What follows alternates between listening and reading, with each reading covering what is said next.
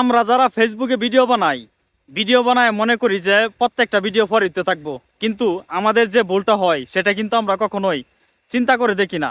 বিষয়টা হচ্ছে আমরা যখন ভিডিও শ্যুট করি, একটা ভিডিওর মধ্যে কোন রেশিওটা দিতে হবে সেই রেশিওটা কিন্তু আমরা অনেকেই পারি না দিতে।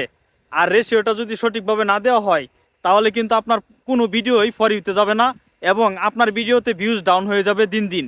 বিষয়টা এমন হয়ে গেছে যে আমরা অনেকেই ভিডিও বানাই সরাসরি আপলোড করে দেই। দেখেন, আপনার মোবাইলের মধ্যে যদি রেশিও অপশনটা না থাকে তাহলে কিন্তু আপনি যতই চেষ্টা করেন একটা ভিডিও এডিট না করে বা রেশিও ফ্রেম সাইজ না দিয়ে যদি ভিডিও আপলোড করেন, সেই ভিডিও আপনি দেখবেন এক সপ্তাহ আগে যে পরিমাণ ভিউজ আসতো, আপনি রেশিও ছাড়া একটা ভিডিও আপলোড করবেন তার চেয়ে কম ভিউজ আসবে।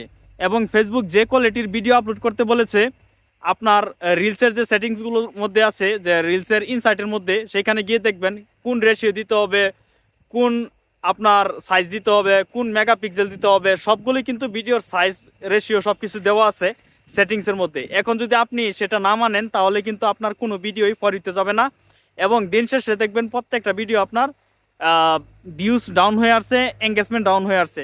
প্রথমত হচ্ছে আপনাকে অবশ্যই নির্বাচন করতে হবে যে আপনার ভিডিওগুলো কোয়ালিটিফুল এবং এঙ্গেজফুল হচ্ছে কিনা। আর বেশি সংখ্যক মানুষের কাছে পৌঁছাতে হলে অবশ্যই আপনার ভিডিও রেশিও দিতে হবে, প্লাস পয়েন্ট আপনার রেশিওটা ঠিক করে তারপরে এডিট করে আপনি ভিডিওতে কি বলছেন সেটা কিন্তু অবশ্যই ইম্পর্টেন্ট হতে হবে এবং ইনফরমেশন থাকতে হবে। আপনার ভিডিওতে যদি ইনফরমেশন না থাকে তাহলে একটা ফলোয়ার আপনার ভিডিও দেখে কি পাবে? অবশ্যই চেষ্টা করবেন আপনারা যারা ফেসবুকে লিগেলি এঙ্গেজমেন্ট এবং ফলোয়ার্স দুইটা বাড়াতে চান, আপনার সামনে যাওয়া প্রত্যেকটা ভিডিও ধাক্কা না দিয়ে দেখবেন, কারণ নতুন পুরাতন অনেক ক্রিয়েটরই হচ্ছে এখন। আপনারা যদি তাদের সাথে এঙ্গেজমেন্ট রাখেন, ফেসবুক এখন এঙ্গেজমেন্ট ছাড়া কাউকে আপনার সেট আপ দিচ্ছে না, content monetization set up.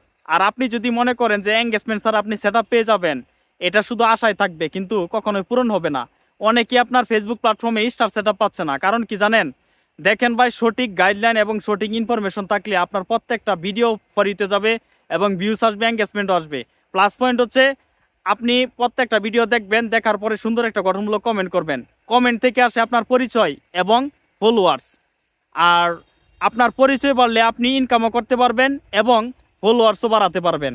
Plus point হচ্ছে ফেসবুকে যারা অরিজিনাল কন্টেন্ট ক্রিয়েটর তাদের প্রত্যেকটা ছবিতে, রিলসে এবং টেক্সটে সবগুলোর মধ্যেই ভিউজ আসে, আর্নিংও আসে, ডলারও আসে। সো আপনি যদি একজন অরিজিনাল কন্টেন্ট ক্রিয়েটর হতে চান তাহলে আপনার অরিজিনাল অথেন্টিক কন্টেন্ট ছাড়বেন, আপলোড করবেন এবং নিজের ভয়েস দিয়ে ভিডিও আপলোড করবেন। আর কেউ মিউজিক লাগিয়ে ভিডিও পোস্ট করবেন না। আদার্স হয় যদি আপনার কোনো ডুইট ভিডিও বানান তাহলে অবশ্যই আপনি ডুইট ভিডিও বানাতে পারবেন, কিন্তু অবশ্যই এটা কপিরাইট ফ্রি বানাতে হবে। আর যদি সেটা না পারেন, কখনোই আপলোড করবেন না, তাহলে আপনার স্বপ্নের মনিটাইজেশনটা চলে যাবে।